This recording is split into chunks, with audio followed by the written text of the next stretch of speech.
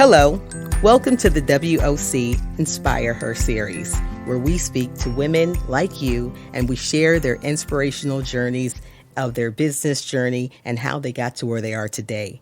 My name is Rhonda Wilson-Duncan, and I'll be your host today. On this episode, I'll have the opportunity to speak with Deidra Viney, and Deidra is the owner of Express Employment Professionals of Jersey City. Thank you for joining us today, Deidra. Thank you for having me. I really appreciate it. Well, we're glad that you're here. So, Deidra, before we get started, I just wanted the viewers to have the opportunity to know, who is Deidra Viney, the owner of Express Employment Professionals? Well, I am a mother of two, an 11-year-old and a 16-year-old. I am a wife of 20 years.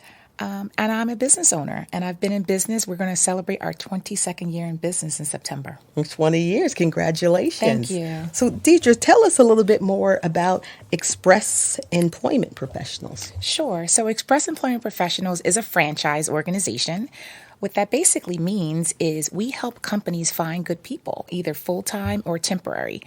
My office in Jersey City, like I said, we started it over 20 years ago, and we do just that for the immediate area of Hudson County. Okay. And so then how did you get into that line of work? Because I look at your background and it says she's a commercial lender, and that's like very analytical. So how did you branch off from being an analytical person to an employment agency? Very good question. So I actually have a bachelor's degree in finance. Okay. And so right out of college, I actually was a commercial lender, went through a credit training program, and then became a small business lender. Okay. And as a small business lender, you actually have to go out and meet businesses and to help them, to see if they want to come to the bank to borrow money or whatever. And from that, I had an opportunity to meet so many amazing women through the New Jersey Association of Women Business Owners. And one of the things that I've recognized from meeting all these wonderful women business owners was they had a common thread. They enjoyed what they did. They were super passionate about it, and they had drive. And I was like, hey, I have all of those. Why not me?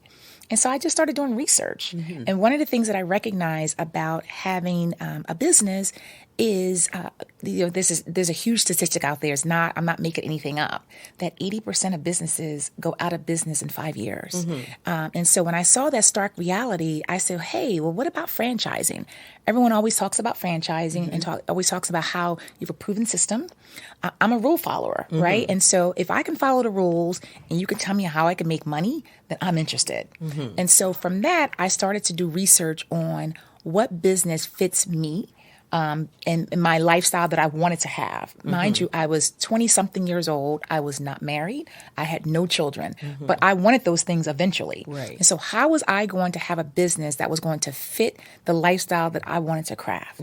So I went to the franchise expos. I went to the one at the Javits Center in New York City and the one in New Jersey. And I just started digging around and started to see what kind of business fit me. I was all over the place, from janitorial to restaurants to everything you can imagine. And then somehow staffing found me. Okay. Yeah. And so from there, once I honed in on staffing, I then had to find the right franchise that fit me, right? Because not all franchises, even within the same sector, are created equal. And so I then landed on Express Employment Professionals. Believe it or not, they're based out of Oklahoma City, Oklahoma. Never even been to Oklahoma in my life, right? For a franchise to be based there, most of them are, based in either the West Coast or East Coast, right? But this one's smack in the middle of the country.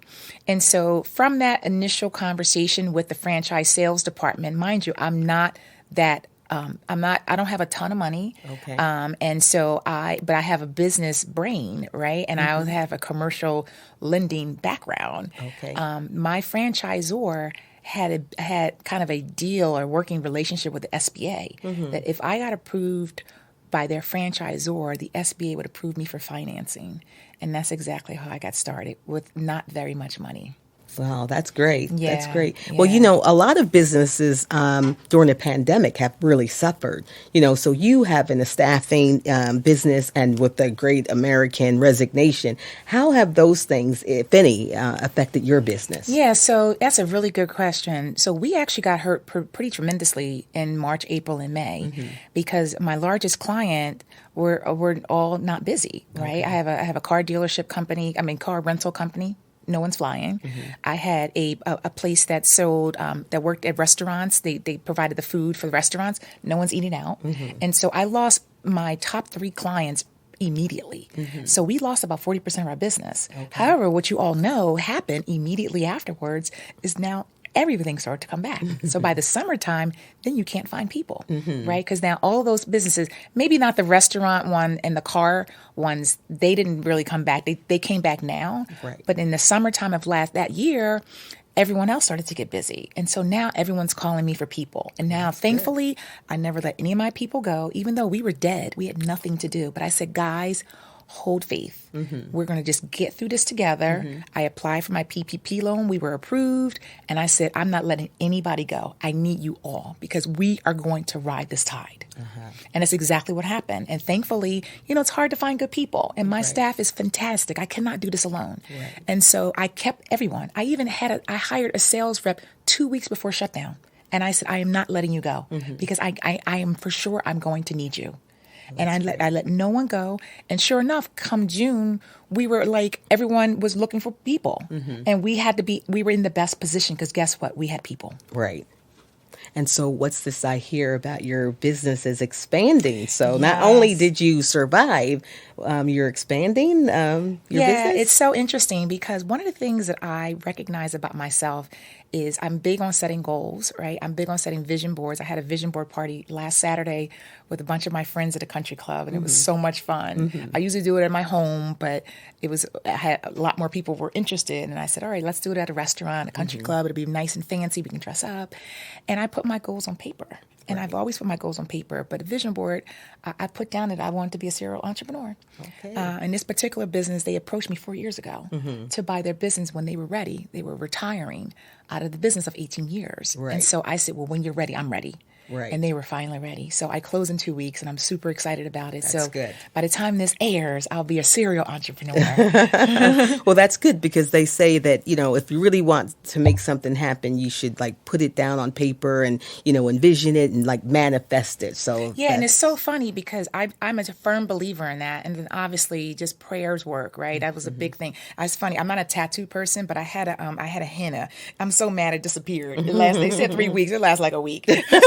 But I had her put a thing on there that said pray because it's such a reminder to me to pray because I had wanted this. And so the office is in Edison, New Jersey. So not far, 30 minutes from my house, 30 minutes from New Jersey City. So still commutable. And so one of the things I also manifest itself on my vision board is I wanted to help women. And I didn't know what that meant at the time. I put in the smack in the middle of one of my vision boards, helping women.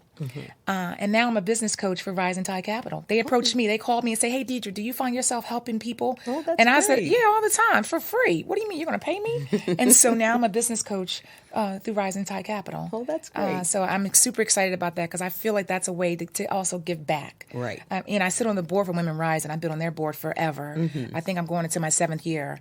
And I serve as the vice president. And that's another way that I'm able to give back to the community because we fundraise. They do such good work in the community. And I'm sure these women know about Women Rising, and I'm so honored to be able to help them with their mission because they really help women and families in Hudson County tremendously.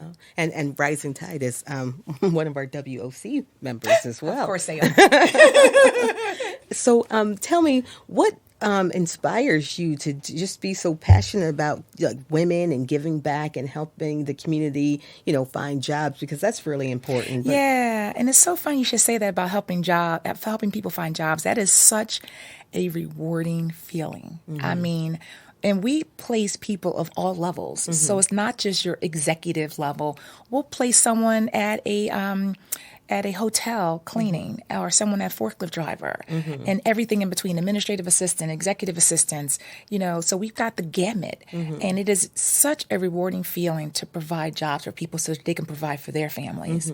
But I told you I'm a mother of two, Right. and they are my biggest inspiration because I watch them every day. And my daughter, even though she loves to get under this little piece of my skin, that little piece, I show her that too. I'm like, Dana, this little piece right there.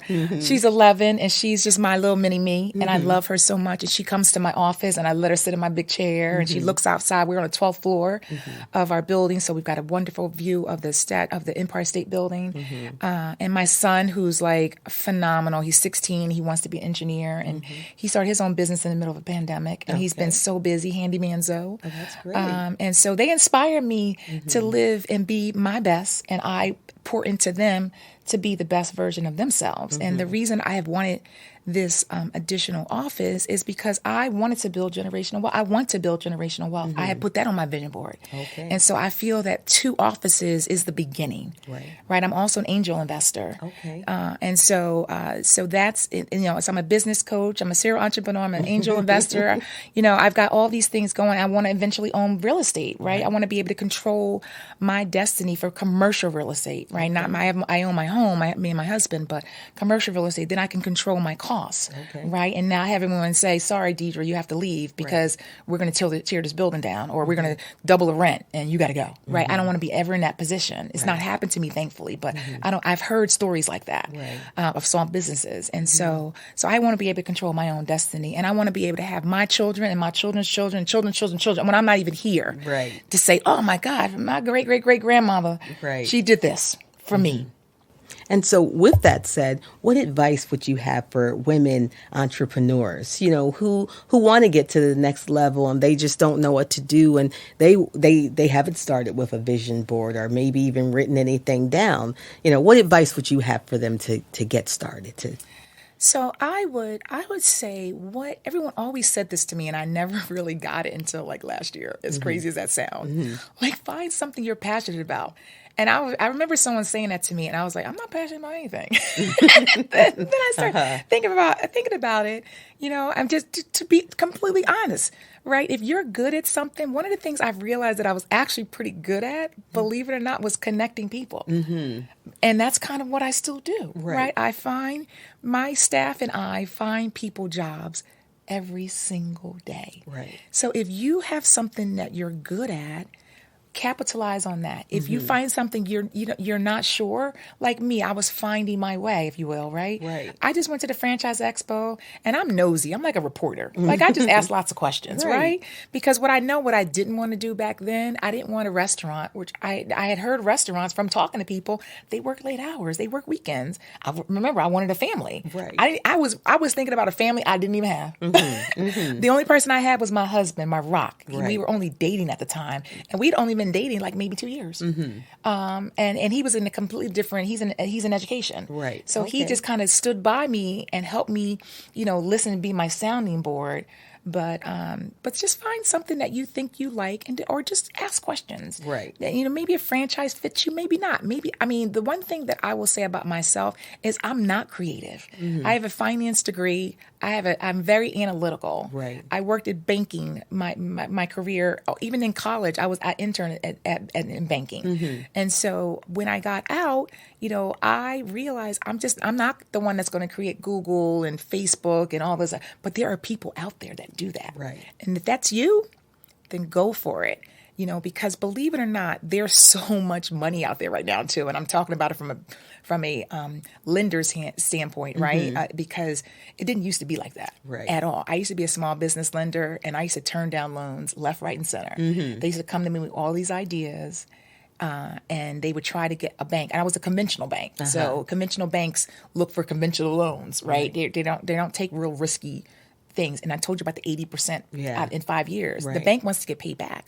But now it's just, it feels different. Yeah, it feels now like you're on the other side, No, right? but I'm saying it feels different for people that are looking for funding. Okay. That there's much more availability and much more companies or even banks willing to take a risk on a small business. It didn't used to be like that when I was in the market, or even when I started Express. And so I would just do some digging, right? Ask around, and don't be fearful of taking a franchise. Right. Because some people say, oh, what's a franchise? Not my idea. Look, is money still green? It's still green last I checked. So what I'm taking away from what you're saying is that, they got to be passionate about whatever it is they're interested in doing, be inquisitive, ask questions, basically don't be afraid to take the leap. The good thing you said about franchises, the support that they provided you. So those are good takeaways. And that's the one thing about franchising is you are really, I do humbly feel like you're in business for yourself, but not by yourself. Mm-hmm. And they really hold that true. Like I have to obviously follow certain systems, right, mm-hmm. that they have. And I'm in employment, so I have even more systems because I have just regular systems that you would have at a company if you were in HR, right? I have to hold on to applications, I have to do I-9s, all those kind of things. Right. But if you're not creative, think of other things that you might do, right? But make a list and find a good mentor. And make a list. Like I said, even when I was looking for my husband, I had a list. Right? Isn't that terrible? I had a list. I was like, ooh, child, he can't smoke. That's not going to work for me. Okay. Uh-huh. So know what you're looking for. Make a list. Absolutely. And maybe a business doesn't have everything. Mm-hmm. And maybe you want to start it from scratch. And maybe you do it as a side hustle first and test it out. Yeah. And see if it's a viable market, because some people have really good ideas, but we're not ready for your ideas yet, unfortunately. Mm-hmm. Or you thought it was a great idea, but nobody wanted to buy it. Right. Test it out first while you still have your 9 to 5 and you got a paycheck. Because to own a business is scary and exciting at the same time. Mm-hmm. Because if it's just you and you have to depend on yourself to provide for, pay for your rent or your mortgage, that can be scary for some. So try it out first. Mm-hmm. I didn't, and this kind of business that I'm in was I was all feet in, and so someone uses this terminology, and I love it. It's called burn the boat. For me, I burnt the boat. Okay. I got in the ocean and I burnt the boat because it was no going back. I had to make it work. Right. Because I had no other income. It was me. I wasn't married. I had no sugar daddy. No, nothing. Okay. It was me and my savings. Mm-hmm. So I had to make it work. Right. And one of the key things you said, too, was about a mentor. That's so important because, a lot of people need that support system, and they might have a good idea or might be good at what they do, but the next step kind of thing or the next level thing. So, and the thing I want to talk about mentors real quick, because that's a real key thing. And don't think it has to be one mentor. Some people think that. You can actually have multiple mentors for different things. So, for example, I have my one high-level mentor, right? She used to be executive vice president, right? And so she's coming from a different space. She's retired. She got all kinds of time to talk to me. Mm-hmm. Then I have my other mentor that might be good with finances, and my other mentor that's really good with marketing. My other mentor that's a business owner also that I can go cry on her shoulder, right? So have different mentors. Sometimes it's peer mentoring. I have a peer mentor too. Mm-hmm. So I have all these different people that I'm kind of calling at different phases in my life. And so you want to definitely find a few people, because the thing about mentors is we're busy. I'm a mentor as well to people. Mm-hmm. So we're busy. So if you have that one mentor, that could be a little overwhelming to that one mentor when you need them, because they might be out of the country, unavailable, right? And you really need someone to talk to. Yeah. But if you have multiple mentors, you won't have that, hopefully won't have that challenge. Yeah. And then give back as well, because believe it or not, I have a peer mentor with Express. So we have the same exact business, and we talk once a month, and we have like an hour, and we try to share 30 minutes. Okay. And I learn so much from her every single month. Right. And I hope she does the same for me. Yeah. Right. And so sometimes it's a give and take as well. Some months it might be all her. Some months it might be all me. Right. Well, and that's key, because I think that people who've never had a mentor don't know what that relationship looks like. Because I remember for the first time I was in corporate America, I had a senior level person who wanted to mentor me. I never called her because I didn't know what that looked like. It could be intimidating. And here's the thing. I went through big shout out to Rutgers Entrepreneur Pioneers Institute. It's a first generation entrepreneur program, and if anyone's interested, I can certainly give them more information about it, because they're recruiting right now. They just sent me an email last week asking me did I know anyone. They actually taught me how to do that.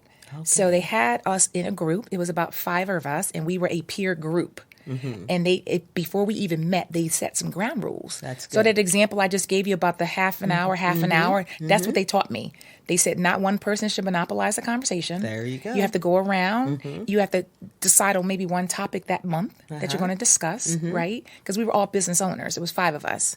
And so I took that and I kind of just multiplied it. Okay. And when you do find a mentor, it's important that you set those ground rules up right from the beginning, what it's going to look like. Yes. Because if they're at a different level than you, like that senior person you said, right? And the same thing with my executive vice president, right? She's retired now, but she's still busy. Every time I call her, I'm like, oh, you are busy. Like, you're a busy lady for a retired person. Right. But people are busy, right? Or they travel, they're living their best life. And who am I to call you at, when I want to talk? I schedule a time to talk with her. I make an appointment, just like I would make with a client.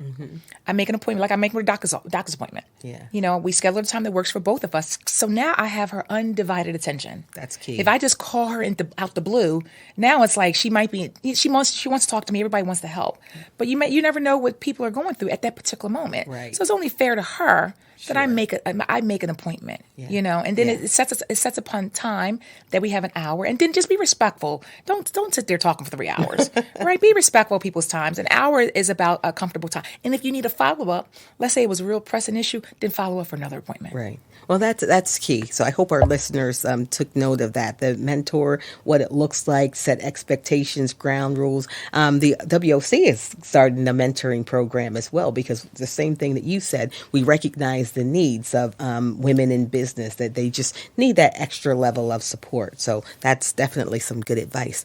Now, did you have any parting words of encouragement that you wanted to give our listeners before we leave today? Absolutely. I will say this, that entrepreneurship is amazing. I have been able to leave at 2:00 to go see my son play baseball. I have not missed a recital. I have been there for all those major events in my children's life, and I love it. However, there are some downsides, right? One day back in the day, the fax machine, we don't even have a fax machine anymore, but back in the day, I will never forget this, the fax machine broke. And I was like, ooh, who is tech support? I was like, oh, shoot, I'm tech support. Right? When the phones didn't work, I was like, ooh, who gonna call Verizon? I gotta call Verizon. Right? So those little fun things, I'm joking, but it's serious, right? Because that's true. Sometimes there is only you, right? You are your own tech support. You are that person you've been waiting for. And so if you feel like that's you, and I don't knock someone that takes a job, I really don't, because entrepreneurship is also not for everyone. That's right. And it's okay to say it's not for you. It's okay. Like some people think, oh, I'm beating myself up. It didn't work out. It's okay. Right. It's okay to have a job. Right. And so the business that I'm buying, it was owned by a father and a daughter. And guess what the daughter said to me after 18 years of business with her father? She said, Deidra, my father would sell this to me for a penny. I don't want it. I want to do something different. She says, I've been doing this since I was 18. I'm 36. Right. I like to just do something else with my life. And that's okay. And now she's found a great job. And she's super happy. She actually started yesterday. Oh. She's very happy because we were supposed to close on Monday, but stuff. So it's okay. It's okay to work for others. But if you do, my parting words is this. I will say this though. Don't give up on yourself. Because what you don't want to do, and I always say this with my girlfriends, you're sitting back and you're 80 years old and you're sitting in that rocking chair. I'm going to be on my Peloton, but if you're in a rocking chair, that's do you. You're in a rocking chair and you're rocking. You don't want any regrets. Right. You want to be able to say, you know what? I gave it my all. Right. Whatever that looks like. Exactly. To you. Well, thank you, Deidra. I appreciate that. Thank you so much. This was fun. I enjoyed your story, and you've definitely inspired me today. Thank you so much. And thank you for a successful interview. And we just want you to thank our sponsor, which is Horizon Blue Cross Blue Shield. And we hope you stay tuned for our next episode of Inspire Her. Thank you. Thank you.